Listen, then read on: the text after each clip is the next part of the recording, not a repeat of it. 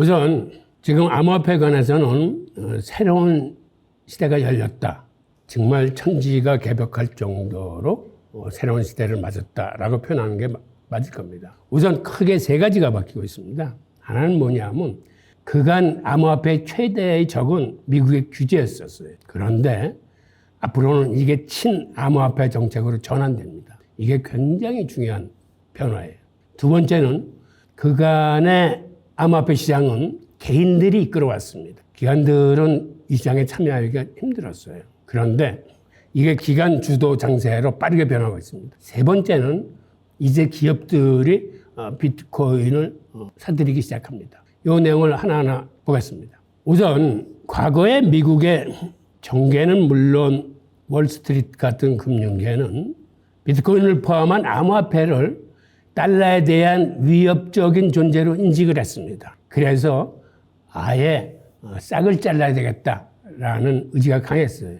예를 들어서 비트코인 다음에 개발된 암호화폐가 리플인데 리플 같은 경우는 사실은 은행 송금을 빠르게 개선하기 위해서 만들어진 중앙화 암호화폐예요. 그런데 이 송금 능력이 너무 탁월하다 보니까 미국이 주도하는 스위프트 시스템을 잘못하면 붕괴시킬 수 있다라고 해서 미국 정부가 이거를 여러 이유로 강력하게 규제를 했습니다. 그런데 미국 정부로서는 스위프트 시스템을 포기하지 못하는 그들만의 이유도 있어요. 왜 그러냐면 스위프트 시스템은 기본적으로 세 단계를 거치면서 그 메시지 시스템이라고 한마디로 이제 메시지를 보내서 내 돈을 얼마 보내니까 누구한테 얼마를 전달해 주십시오 이건데 그간 여러 가지 위험 자금들 예를 들어서 테러 자금, 마약 자금, 불법 자금 같은 거를 이 메시징 시스템을 통해서 다 걸러냈어요. 그러니까 그들이 갖고 있던 블랙리스트나 좀 수상한 자금들을 이 과정에서 다 걸러내서 이게 미국의 보안과 방어에 큰 역할을 했는데 리플 같은 걸로 송금을 하면 이거는 전자지갑에서 전자지갑으로 바로 들어가는 거니까 미국이 그런 테러 자금이나 불법 자금을 골라낼 수 있는 방안이 없는 겁니다. 그래서 미국도 지금 고민을 많이 하고 있어요. 그래서 지금 다른 방법으로 어차피 디지털 화폐로 가야 되고 어차피 스테이블 코인이나 암호화폐 송금으로 가야 되는데 미국은 지금 시간 벌기를 하고 있는 거예요. 그러면서 뭐 팔란티어나 관련 업계들로 하여금 어떻게 하면은 수상한 자금을 찾아낼 수 있는지 데이터 분석이나 암호화폐 기술로 추적을 하는 방법을 지금 이제 구상 중에 있습니다. 그런데 미국 행정부만 이렇게 바뀐 게 아니라 미국의 입법부도 친암호화폐로 이번에 재탄생됐습니다. 이번에 대선하고 같이 치러진 그 총선에서 하원 의원 435명 중에서 친암호화폐 성향의 의원이 247명으로 반암호화폐 성향 의원 113명보다 압도적으로 숫자가 많습니다. 상원도 마찬가지로 25명 뽑았는데 그중 15명이 친암호화폐예요. 그러다 보니까 공화당은 과거로부터 친암호화폐 성향이 많았지만 민주당조차도 이번에 친암호화폐 의원들이 과반수를 넘어섰습니다. 그러니까 행정부만 바뀐 게 아니고 이렇게 입법부도 바뀌었기 때문에 과거와 같은 규제 일본도의 법안이 아니라 앞으로는 친암호화폐적인 지원 위주의 법안들이 발의되고 이제 제정될 겁니다. 그런데 어떻게 이런 변화가 가능했냐면 지금 이 그래프에서 보시는 것처럼 미국 국민 중에서 암호화폐 투자한 투자자 비중이 굉장히 늘어났습니다. 2024년 3월을 기준으로 미국 국민의 22%가 암호화폐 투자된 걸로 조사되고 있어요. 숫자가 거의 이제 8천만 명에 육박해 오는데 이게 미국 유권자의 3분의 1입니다. 그러다 보니까 선거에 나온 정치가들이 표심을 잡기 위해서는 자연스레 친암호화폐 쪽으로 바뀔 수뿐이 없는 거고, 즉 우리는 트럼프가 바뀌어서 행정부가 바뀌고 이렇게 의회가 바뀌어서 세상이 바뀌었다고 생각하지만 사실 엄격하게 얘기하면 바로 투자자들 여러분들이 생태계를 튼튼하게 키워가지고 투자자 여러분들이 세상을 바꾼 겁니다. 이렇게 생태계가 커지면은 앞으로는 정권이 바뀌더라도 누가 되더라도 친암호화폐 쪽으로 갈 수뿐이 없어요. 그리고 또 하나의 큰 변화는 여태까지 비트코인 같은 거를 투자를 하려면 기관의 입장에서는 세금 문제, 회계 문제, 보관 문제가 걸렸어요. 그런데 이거를 일거에 해결해 준 게 올 초에 나온 비트코인 현물 ETF예요. 이게 등장으로서 기관들이 이제는 세금이나 회계 문제나 보관 문제를 걱정하지 않고 간접 투자의 길이 열려서 기관 투자자들이 이제는 몰려들기 시작합니다. 근데 기관 투자자들은 투자를 할 때 지키는 2대 원칙이 있습니다. 이게 하나는 뭐냐면 거시경제 흐름에 맞서지 않는다. 또 하나는 정부 정책에 맞서지 않는다. 그런데 방금 설명드린 것처럼 정부 정책이 어떻게 바뀌었죠? 이제는 친암호화폐로 바뀌었으니까 기관 투자자들이 마음 놓고 투자할 수 있는 환경이 조성됐고, 한마디로 거시경제 흐름만 좋다면, 즉 경기 침체나 과도한 고금리 기조나 어떤 돌발 악재만 생기지 않는다면 이제는 기관들이 마음 놓고 투자할 수 있는 환경이 조성된 거예요. 그래서 지난 1분기만 해도 비트코인 현물 ETF가 나왔을 적에 그걸 사들인 기관 투자자 수가 944개인가 그렇게 조사됐어요. 이게 많은 숫자처럼 보이지만 미국에는 기관 투자자의 숫자가 10,000개가 넘습니다. 그러니까 이게 9% 정도뿐이 안 되는 거예요. 그리고 아직 대형 투자기관들은 들어오지 않았어요, 이 시장에. 그래서 앞으로는 훨씬 더 많은 기관 투자자들이 이 시장에 들어오고, 특히 대형 금융기관들이 들어오면 이 시장이 활력을 받을 겁니다.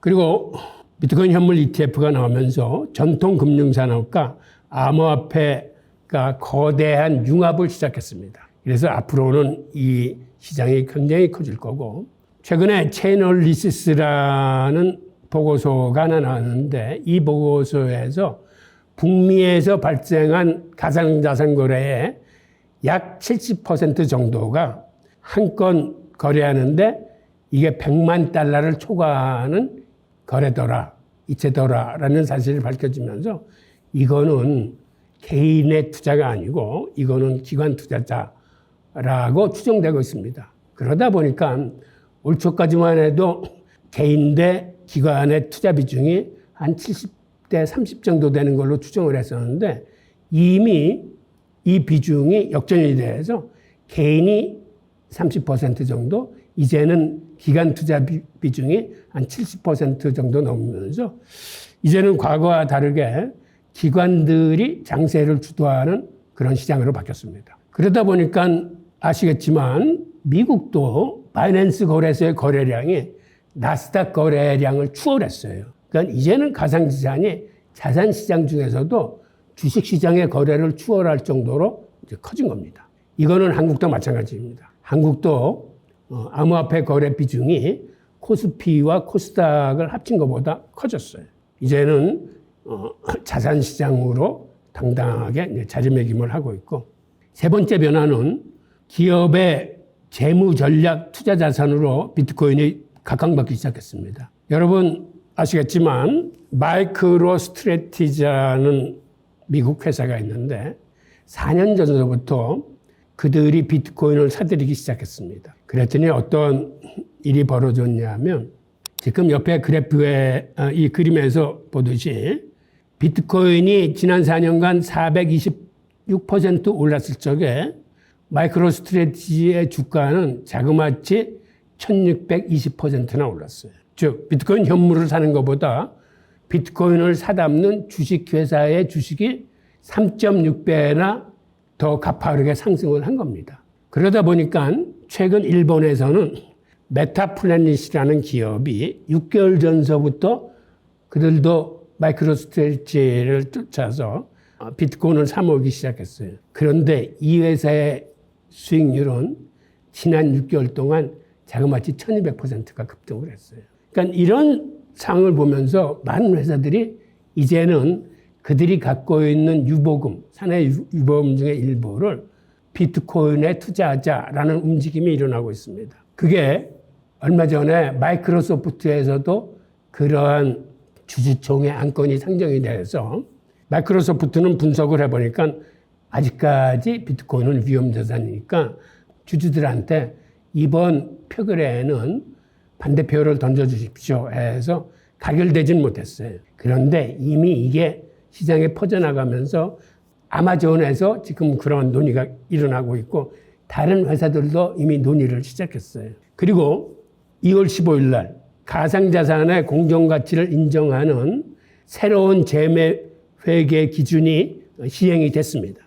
이건 뭐냐면 예를 들어서 비트코인을 사면 이게 기업이 됐건 기관이 됐건 이걸 상가격에 평가를 해야 되는 건지 아니면 나중에 팔았을 적에 이익이나 손실이 확정이 되면 그 가격으로 해야 되는 건지 아니면 갖고 있더라도 측정일 당시의 시세로 반영을 해야 되는 건지 이게 불명확했었는데 이제는 측정일 당시의 시세로 이걸 평가를 하기로 했습니다. 그래서 이제는 기관이나 기업들이 비트코인을 사더라도 그들의 회계 문제는 정리가 된 거예요.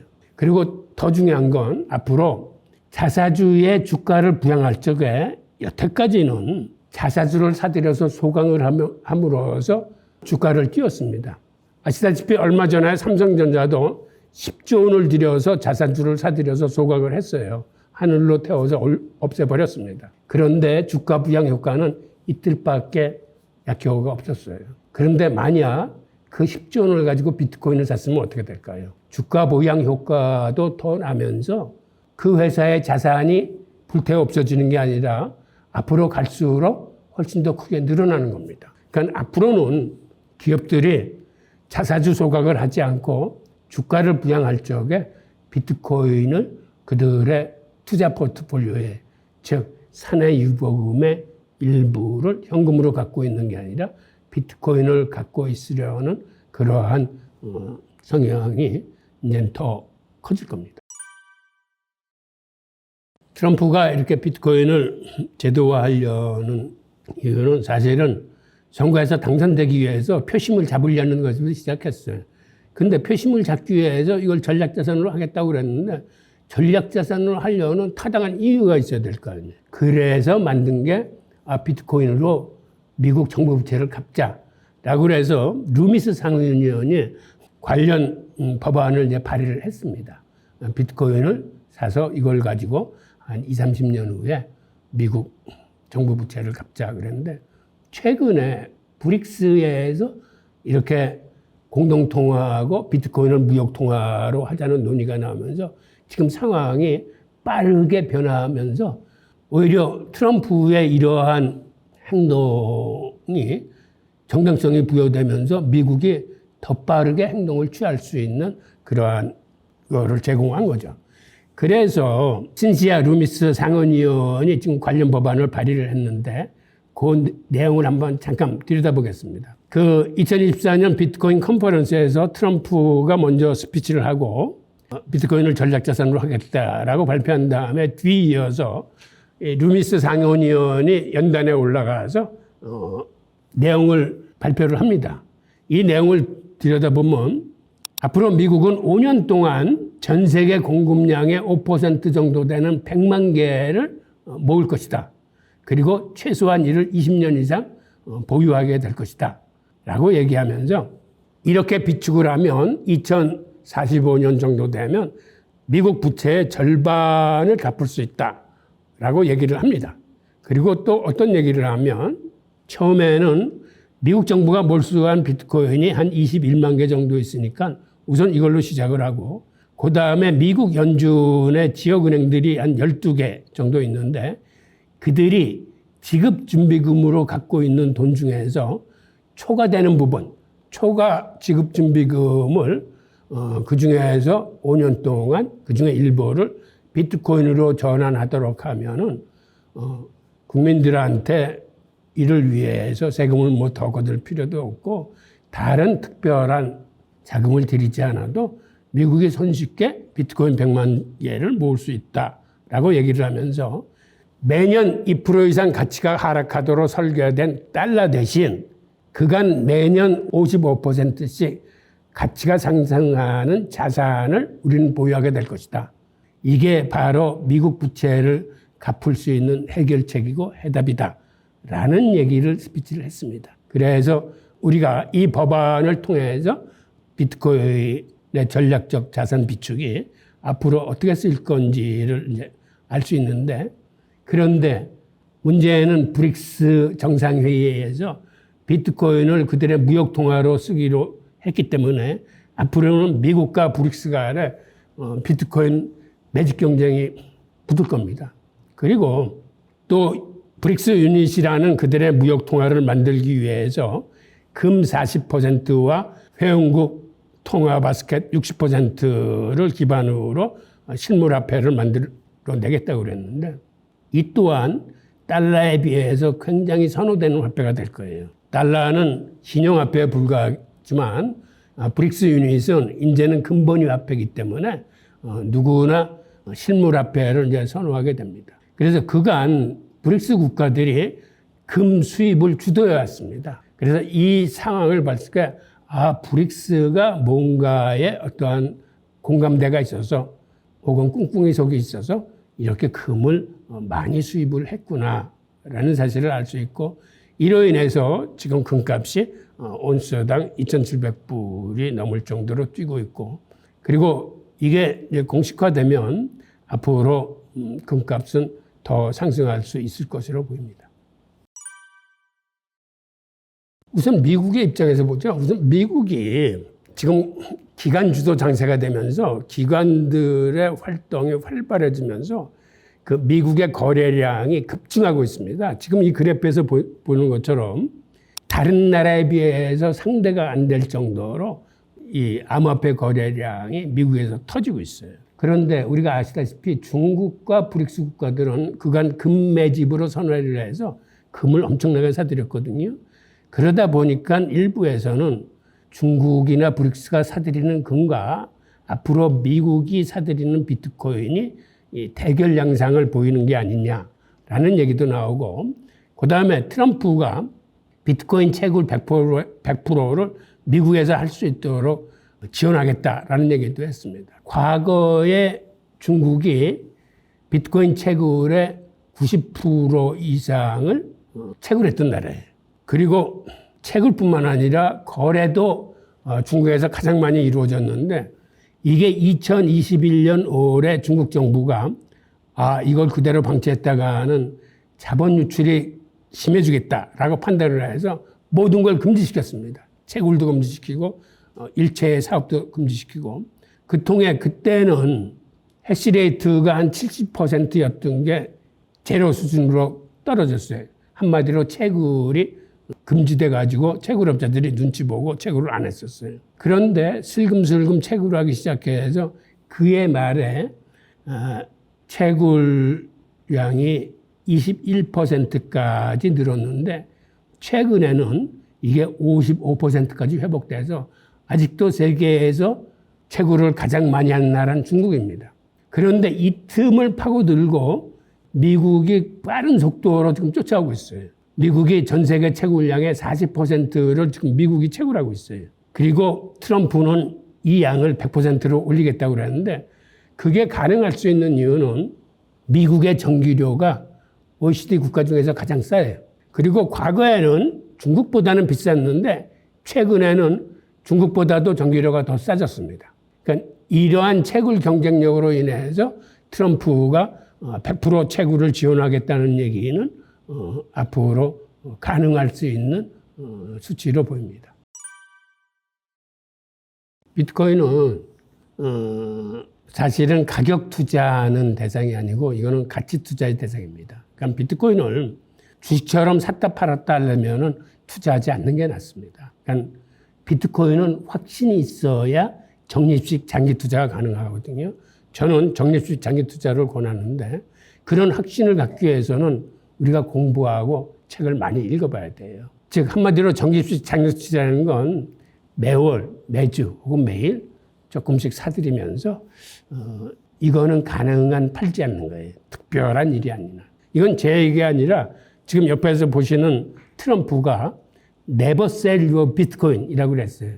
절대 팔지 말라고. 맞습니다. 비트코인은 적립식으로 사들이면서 이거는 팔지 않는다. 그러니까 언제 매도해야 하고 언제 매수해야 되죠? 라고 가격 측면에서 물어보시면 좀 힘들고, 우리가 굳이 가격 전망을 하자면 그 앞으로 비트코인 전략자산 비축화가 시행되면 그 갤럭시 디지털 대표가 얘기했던 것처럼 다른 나라들도 예를 들어서 브릭스와 미국 간에도 비트코인 매집 경쟁이 벌어지면서 다른 나라들도 참여할 겁니다. 예를 들면 이런 거예요. 우리가 세계 각국의 외환보유고 중에 대부분의 나라가 금을 보유하고 있습니다. 이제는 그 대신에 비트코인이 그 자리에 일부를 차고 들어가는 거예요. 근데 여러 나라들이 시작하면 다른 나라들도 자연스럽게 비트코인을 외환보유고에 담을 수뿐만 없어요. 지금 그 시작은 기관이나 기업으로 번지고 있는데 그게 이제는 세계 각국의 중앙까지 번지면 이렇게 되면 가격은 상상할 수 없을 정도로 치솟을 수 있겠죠. 이걸 마이클 더보리츠 대표는 50만 달러까지 간다라고 전망을 한 겁니다. 게다가 마이크로스트래티지의 그 대표는 2045년에 비트코인이 개당 1,300불까지 간다라고 전망을 했고, 우리가 아는 돈나무 언니 같은 경우도 2030년에 비트코인이 150만 불까지 간다라고 전망을 했는데, 이거는 비트코인 맥시멀리스트들이 전망한 거니까 좀 감안해서 들을 필요는 있지만, 마이클 세일러 같은 경우는 연평균 30% 성장을 전제로 20년 후에 1,300불 간다라고 했으니까 여태까지 비트코인 연평균 상승률이 55%였거든요. 그러니까 아주 황당한 수치라고 말씀드릴 수는 없고, 하여튼 방향이 상승 쪽으로 갈 수뿐이 없다라는 말씀은 제가 드릴 수 있을 것 같습니다.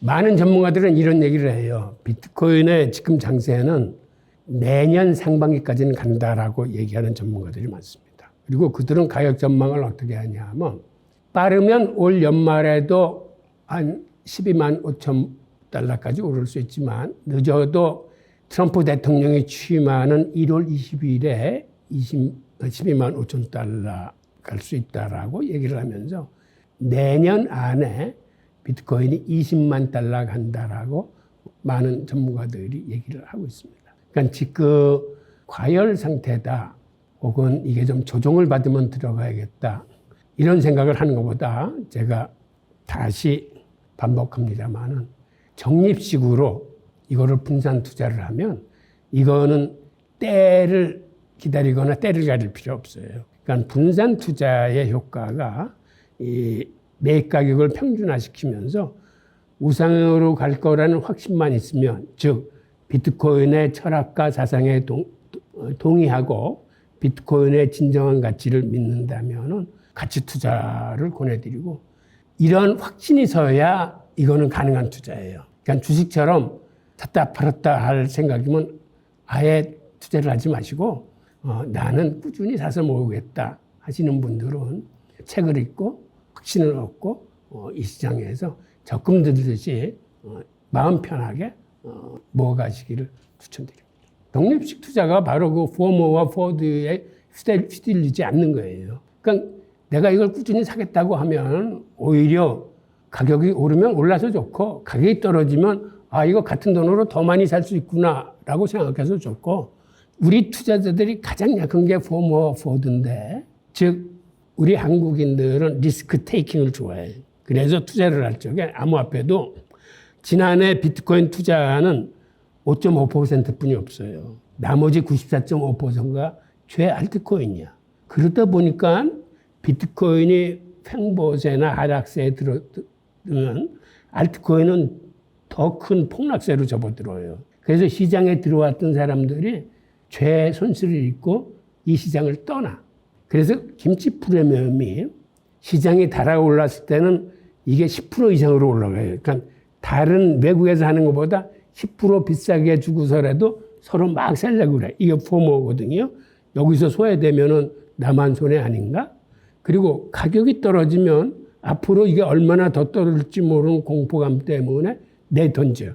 그런데 원래는 가격이 쌀 때 사고 비쌀 때 팔아야 되는 게 투자의 원칙인데 포머와 포드는 완전히 반대로 하는 겁니다. 비트코인 투자 비중이 적고 이렇게 알트코인 투자 비중이 크면은 여기에 휘둘릴 수뿐이 없어요. 그래서 여러분들한테 제가 권하는 투자 방법은 비중을 외국처럼 비트코인 비중을 50% 이상 가져가시라는 거예요. 한마디로 주식시장에서도 지수를 추정하는 패시브 펀드의 수익률이 액티브 펀드보다 훨씬 높습니다. 이건 워렌 버핏이 내기로도 증명을 했어요. 그런데 암호화폐에서도 바로 이런 패시브 펀드 투자 전략을 취할 수 있습니다. 그 얘기는 뭐냐 하면 암호화폐 시총 비중 그대로 가져가시는 거예요. 즉 내가 100이라는 돈을 투자를 한다면 비트코인의 비중을 60, 이더리움의 비중을 한 15, 그리고 나머지 25%를 알트코인 이렇게 해서 이 비중을 갖고 비트코인과 이더리움은 적립식 장기 투자로, 그 다음에 알트코인은 여러분들이 매입 시기야 매도 시기를 적절히 잘 판단하셔서 들어가는 이러한 형태로 투자를 하십사라고 권해드립니다. 그 유명한 투자회사에서 나온 보고서가 있는데 그들의 보고서 내용은 이런 겁니다. 기존 자산시장 투자가들의 형태는 투자 포트폴리오가 대부분 주식 60%, 채권 40%가 기존의 투자 포트폴리오였어요. 그래서 이 비트코인이나 암호화폐에 대한 확신이 없으신 분들이라도 그들이 추천하는 건 그들의 투자 비중 중에서 1% 내지 3%를 암호화폐를 담으라고 추천을 하면서 그렇게 해서 자기들이 시뮬레이션을 내봤더니 수익성은 훨씬 높아지는 데 비해서 위험성, 변동성은 생각보다 그리 크지 않더라. 그래서 처음 시작할 적에는 주식이나 채권 비중에서 일부만 암호화폐 투자를 권하는 그런 보고서를 제가 봤습니다. 그러니까 처음에 시작할 때는 그렇게 시작해서 좋고, 그 다음에 특히 이 분야는 좀 공부를 많이 하셔야 돼요. 그래서 관련 책들을 좀 읽어보셔가지고 본인이 확신이 섰을 적에 그 비중을 늘려가시기 바랍니다. 제가 이번에 사실 책을 하나 썼습니다. 모든 돈의 미래 비트코인이라는 책인데요.